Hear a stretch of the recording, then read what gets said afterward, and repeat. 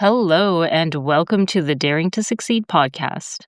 I'm your host, Julianna Jorgen, and today I'm coming into your earbuds for a special bonus episode to celebrate the start of our third season here on the Daring to Succeed podcast. It's a funny anniversary for me to be celebrating because, and many of you may not know this, but I never actually set out to start a podcast. This all began as a technical solution to a problem I had when I was hosting LinkedIn audio events. I needed a way for my busy professionals to catch up afterwards if they missed the live event and Q&A. And somehow, 2 years later, here we are, over 70 episodes in and featuring more than 20 guests from around the world. Maybe it's the analyst in me, but I've always cared more about the stats that mean something rather than the ones that just look impressive.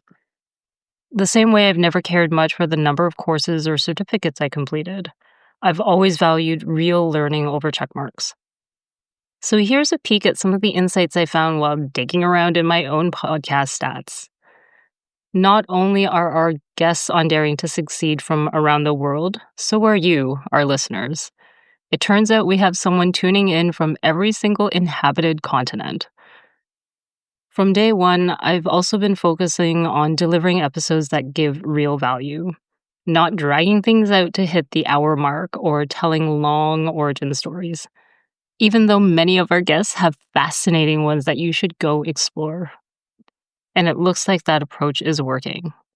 About 74% of you listen all the way to the end of each episode, whether it's 6 minutes long or 28. All those short, focused episodes also add up. Across the last 2 years, that's over 37 hours of career and leadership insights. More content than if you sat down to binge the first 2 seasons of The Office. Looking at our top 3 episodes, it seems most of you are focused on improving your relationship with your bosses. Whether that's a challenging personality, a new leader you're adjusting to, or simply learning how to communicate upward with more impact. Many of you also manage small teams, which fits what I've been seeing more broadly in the current leadership landscape. When I turn the lens inward, what I've noticed for myself is that consistency and persistence pay off. If you go back and listen to my early episodes, you might notice that they sound a little bit awkward because I was actually reading from a script.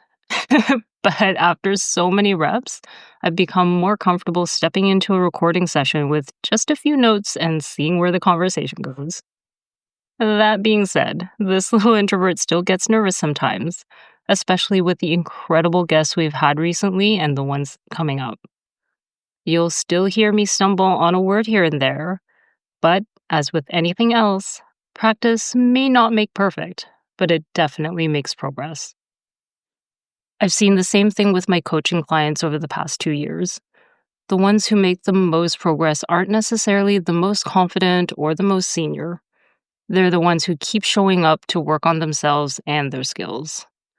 So whether it's a creative project like this one or the ongoing work of developing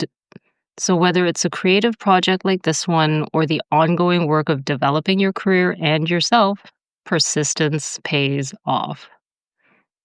And as we head into our third season here on Daring to Succeed, I just want to remind you, the effort you put in may not always be visible at first, but those early seeds you plant do grow into something meaningful, as long as you keep showing up to nurture them. Growth isn't always visible right away, but it's happening, and eventually, all of that quiet effort pays off. I can't wait for you to hear what we have coming this season. We've got some amazing guests lined up with fresh insights on leadership and business growth. Until then, thank you for listening and for being part of the journey. I'll see you next time.